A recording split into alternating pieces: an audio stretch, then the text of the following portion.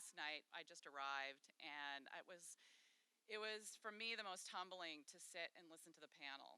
I was really, our work as an organization, we're constantly interacting with folks in communities that are bringing reality into how we think and how we talk about poverty. Um, but last night for me was the moment of truth to understand circles. And it was at that moment too that I realized that TPA and circles are very much aligned in philosophy. And I was really encouraged and thinking about how we partner going forward. So Jamie, your idea of how do we work together is something that I'm feeling extremely optimistic about, because I feel like that there's an immense amount of opportunity for us to just take what we're all collectively doing and just bringing it to that next level. And I want to just say that it's a true privilege to actually be in this room. And it's also a true privilege to be in an organization that, as I said, has a similar philosophy of circles. And I think if you can go back to that slide that talks about our mission as an organization, this idea of putting people in the driver's seat, I think we all hear that rhetoric a lot, right? It gets discussed across the country as, we want to lift the voice of families up. We want to put families in the front and let them drive the solutions. But that's easier said than done. In circles, you're doing it. And I was just commenting to Pinky this morning as we were talking about how we're both experiencing circles. And my question last night was, I love what Circles is doing. I love the passion and the dedication that's coming from the leadership. And I want it to stick. I don't want it to go away. I want it to grow. And how do you do that when you are relying so heavily on people who are carrying a lot of the burden to make it happen, right? And you need support to do that. You need the community to support that work. And so that's where I feel like there's a potential here.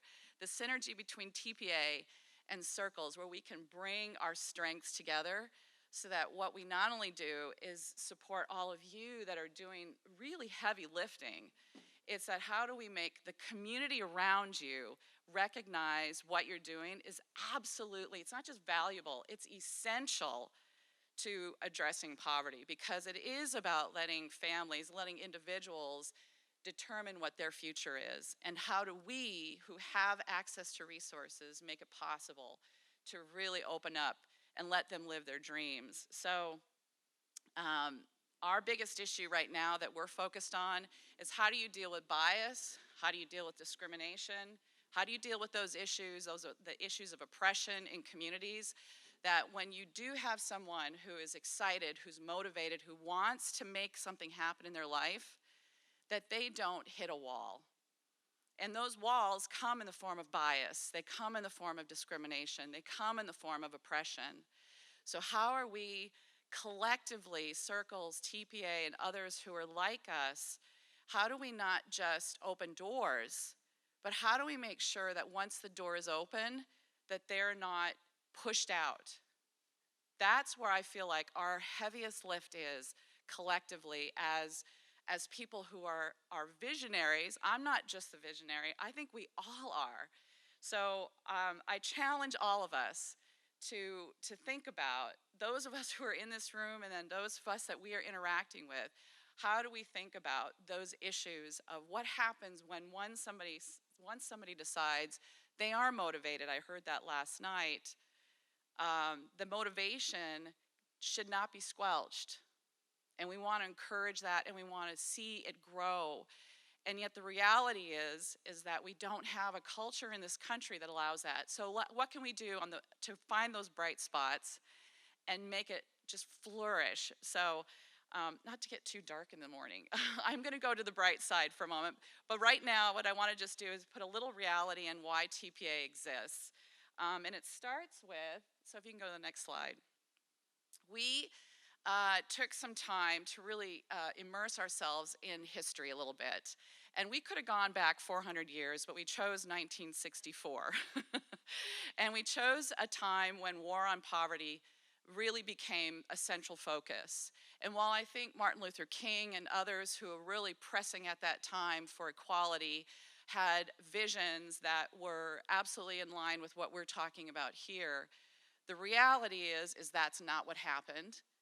And what came out of it was a social service system that actually became very paternalistic. And in that paternalism is described in this book by Joe Sauce and colleagues of his in Disciplining the Poor. And why this book was so instrumental in our thinking is that there was this dramatic shift that occurred in the States from this concept that families are to be supported to that individuals need to be disciplined. That was absolutely firmly written into policy. And you see it today. You see it in the form of TANF. You see it in the form of work requirements. You see it in many forms where it's not about lifting up. It's not about empowering. It's about disciplining. It's about reforming. So what are we doing to change the narrative that Jamie was hinting at, right? What narrative do we want to be the dominant narrative in this nation? And so that's what we're up against. Next slide. So when you think of paternalism, and that's in this book, and I'm not going to go into all of the details because even we didn't read every chapter. I had to give cliff notes to our staff, and they're awesome people.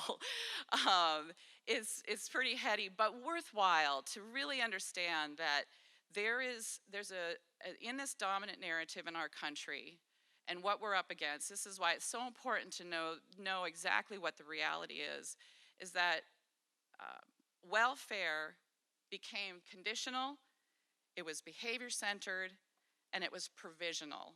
So, in layman's terms, we hear this a lot where people get referred to who are below the poverty line as not having discipline, as being lazy. They need bootstraps, need to be lifting themselves up. Okay, we all know that.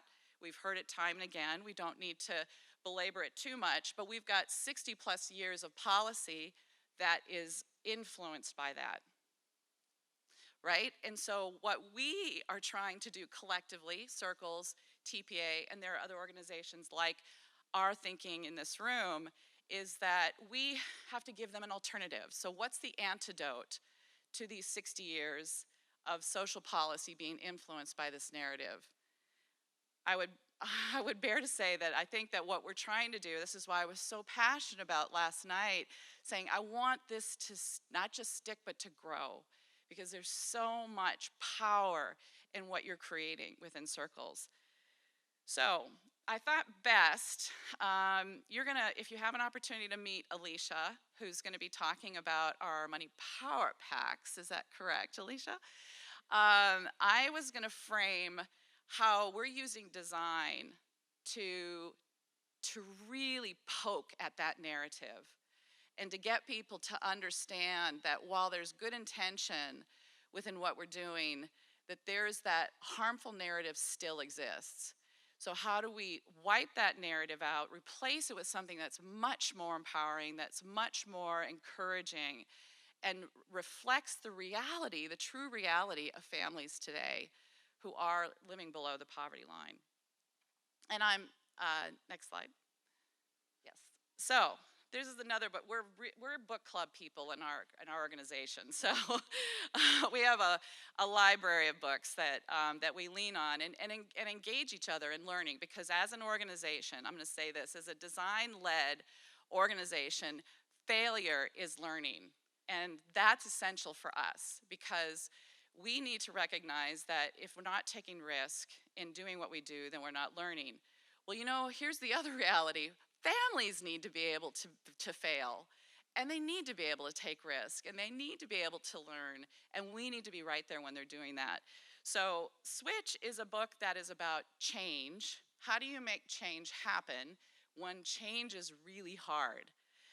So I'm going to frame 3 insights that we have gathered over the last 3 years in doing design work in this context of change. And they talk about 3 surprises of change that I have a feeling that nobody in this room is going to be very surprised at, but I wanted to use the framework anyway, because I thought it was really helpful to sort of put into context and words the design work, because sometimes design, we talk to funders and sometimes they just don't get it. And we think, well, you know, it's pretty simple actually. This is just about how do you develop a solution, take an idea, develop a program based on input from families. That's pretty simple. But I think the greater context sometimes gets a little lost. So anyway, I wanted to use the surprises of change as a way to share with you sort of what we've learned in our design process and the nuance of why design, again, pokes at this dominant narrative that I talked about a moment ago. So the first surprise, which would be the next slide. So it looks like a people problem is actually a situation problem. We were just talking about that this morning regarding employment, right? That there's oftentimes employees are viewed as, so if we're talking about, let's say, second chance employees, if there's high turnover, oftentimes it becomes a problem of the individual. So what is that person not doing? So instead of, and actually I used a slightly different example, but I felt like what we talked about this morning was so incredibly relevant to this, because we oftentimes feel like it's something that we need to fix in the individual and not necessarily fix in the environment in which they're working. So, but I am going to come back to that example because I feel like it's incredibly powerful and relevant. So again, this idea of motivation. So when someone isn't showing motivation, they say they're not working hard enough, and therefore they don't deserve assistance. Well, that's wrong. It's faulty. So instead, TPA thinks, let's put the environment, the system, under the microscope. Let's understand what's going on there and see what assumptions have been used to inform how that particular environment or that program was created. So I'm going to use a really concrete example that all of you probably are quite familiar with, and that's financial education programs. Financial education in and of itself is wonderful. However, the message is that you wouldn't be poor if you knew how to manage your money better. Has anybody heard that before? It's like, how wrong is that? If you got $500 in the month and you're trying to figure out how to put food on the table, pay your rent, put clothes on your kids, don't you think you got to be pretty savvy at managing money? So, fault number one, assumption that people who are in poverty, or who are experiencing poverty, I should say, do not know how to manage money. So what we did in a project is we challenged that narrative.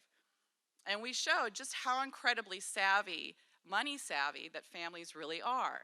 And what we did is we said, okay, so let's look at how are families wanting to, or individuals, parents, caregivers, how do they want to take that savvy money management skill set to the next level? And that's when we created, next slide, money mindset cards that Jamie talked about. So these are not just cards with some really interesting data in their information. There is a lot of behavioral science built into these cards. And really what they're meant to do is to complement financial education programs that are out there, which, by the way, I'll tell you that there's a white dominant middle class value base that is laden inside the financial education program. So I really challenge you to pick programs, if you're using financial education, that really does reflect the values of your community. Because that, where I feel, is one of the probably more harmful elements of financial education program, is we have a lot of experience in this, is it puts shame in the minds of the individuals. It makes them not really live into the confidence of who they are. So let's all collectively work together to get rid of that curricula and replace it with something that's much more empowering, and use, thank you. Let's use the money mindset cards to actually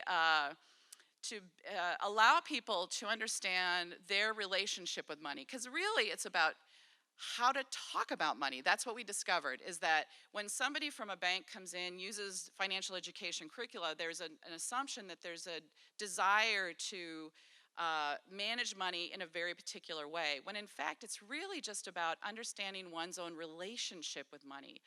And how is that relationship translating into decisions? And so the change did not come with the individuals who were in the program. Yes, there was change because they felt much more confident. They felt like they could actually they could see themselves or taking themselves to the next level in terms of their own financial decisions.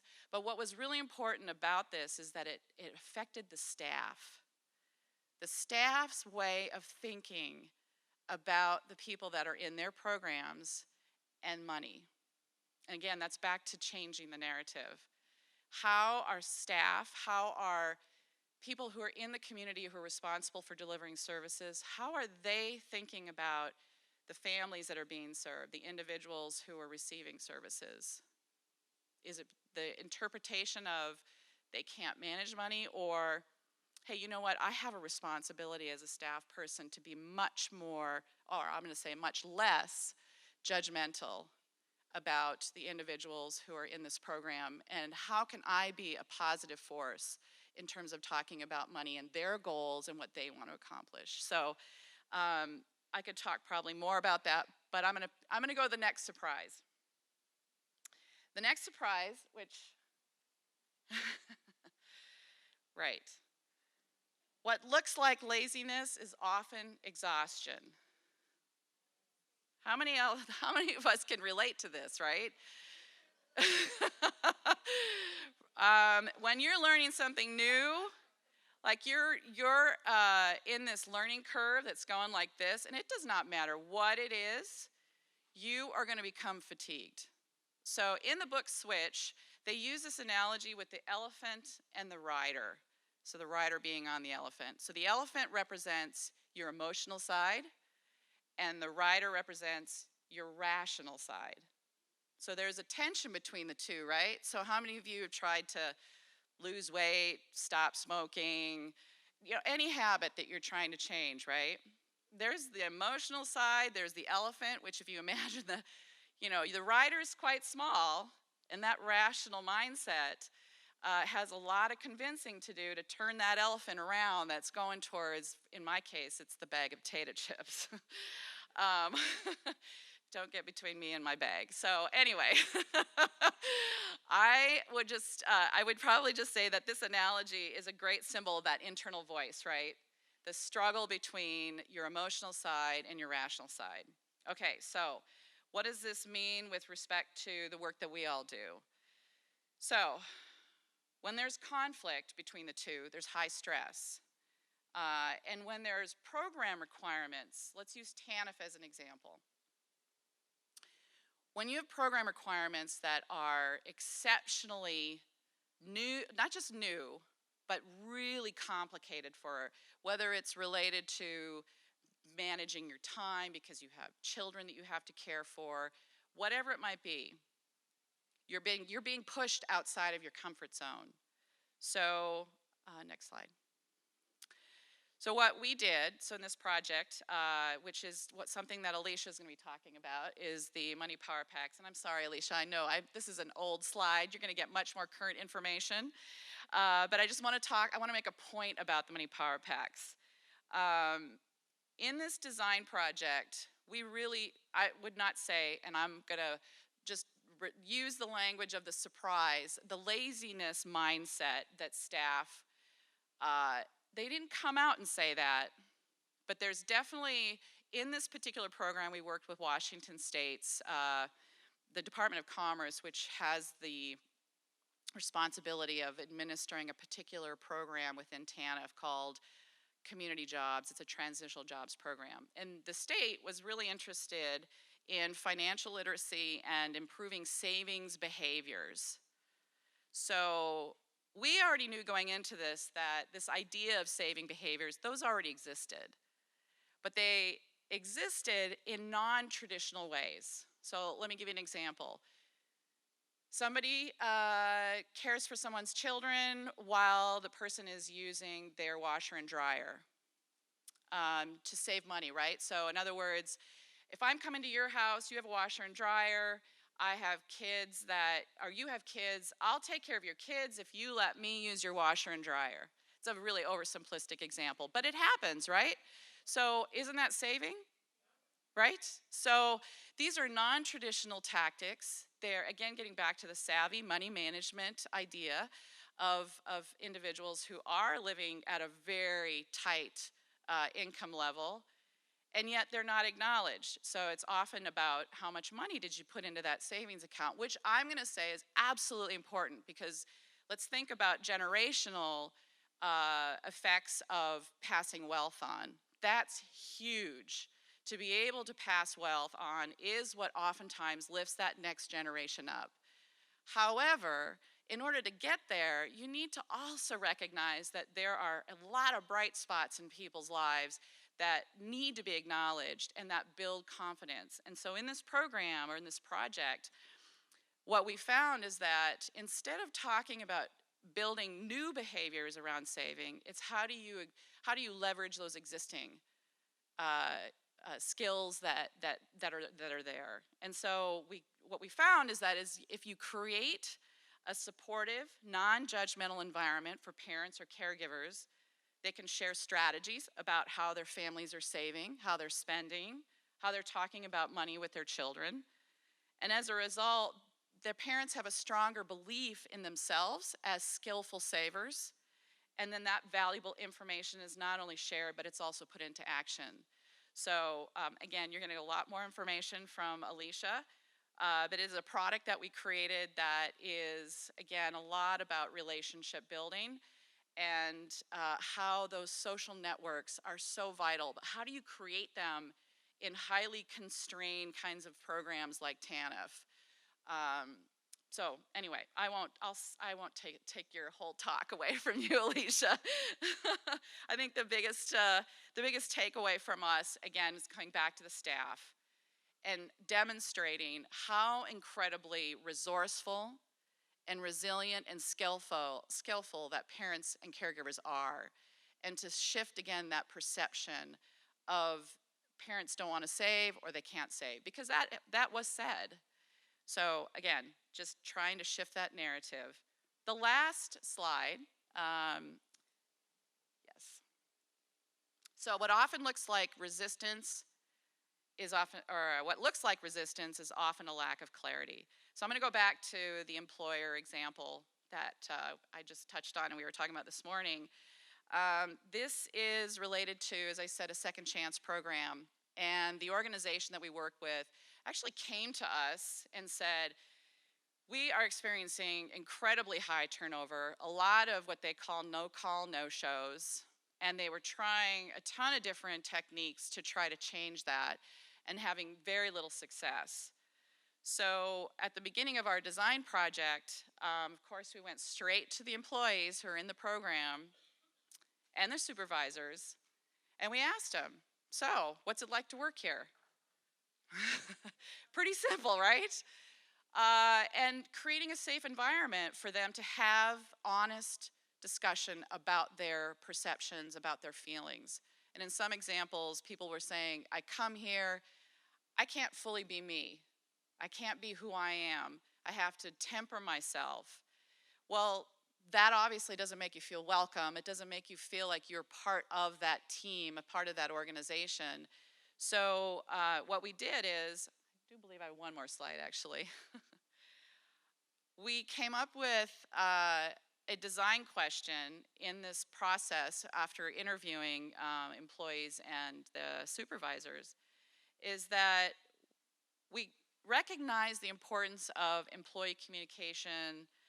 There's self-management, because I think a lot of times there's emotion that people want to express. Well, how do you allow for that expression? Don't temper it, don't dampen it. How do you allow it to happen in a particular way? So what we walked away with in this project, many insights, but one in particular is that why is it that organizations, employers, do not view individuals that like those hard I think the term, I can't remember the term that was used, but basically in the Second Chance program, the employees in this program do not get recognized for professional development. Just let that sink in for a moment. Why do we classify who gets professional development and who doesn't? So, and it's not necessarily defined as professional development for frontline or entry-level staff, such as the folks who are in this program. It usually gets defined as they need soft skills, they need, which we all do. We all need to develop our soft skills. It isn't just a particular group of individuals. So I'll claim myself in that. When I was in my 20s, I'm still developing soft skills. And we were talking about leadership yesterday, right? How do you develop those people skills and those skills to interact with each other in a workplace? Ultimately, what this project revealed is that there is a culture element that really prevented people from feeling the desire to grow and to stay in this organization. And so rather than putting the focus on the employees and what problem they were to why they weren't staying, it was what culture are you creating in your company, in your organization? And how are you encouraging people to grow, to learn, to work through, to fail and be supported and move forward and grow in that role and hopefully beyond. So what we walked away with was a program called Impact, and it's really targeted to building connections between employees and their supervisors. But the emphasis, which we're taking to the next level right now, is how are we teaching managers to be better managers for individuals who are in programs like the Second Chance program in this organization. So, again, why didn't they come up with that? That's part of this narrative, you know, that we again go back to people need to be reformed, people need to be fixed, people are undisciplined, people are lazy. That's totally false. We're all hardworking, no matter who we are and what we're dealing with in terms of the challenges that we have in our life. It's just how we're supported along the way. So I'm going to wrap up. Jamie, Scott, and Alicia and I, we've been talking about how to partner together. I know you're going to do some table talk afterwards. Is that correct? Ah, all right. Well then, scratch that. Actually, you can talk about it in break. You tell us, meaning TPA, do we add value to what you're doing? Do we offer something that you believe is taking what you're doing to the next level? We would love to hear that. Because it isn't us coming in and saying we have the answer. It's that we have something that we do, and if it's a value, we'd like to be a partner in what you're doing and figure out how do we help, just like what you're doing in the community to lift families up. We want to do the same thing with your work. Can we do that? Does it make sense? So I just want to toss that out there. Alicia and I, we're going to be here until the end of the conference. So, and even after that, just to hear your thoughts, your perspectives would be extremely encouraging and humbling, I believe. And so thank you for listening. And thank you so much for having me here today, having us here as part of your whole conference. It's such an, like I said, it's such an honor and privilege to be part of what you guys are doing. So thank you.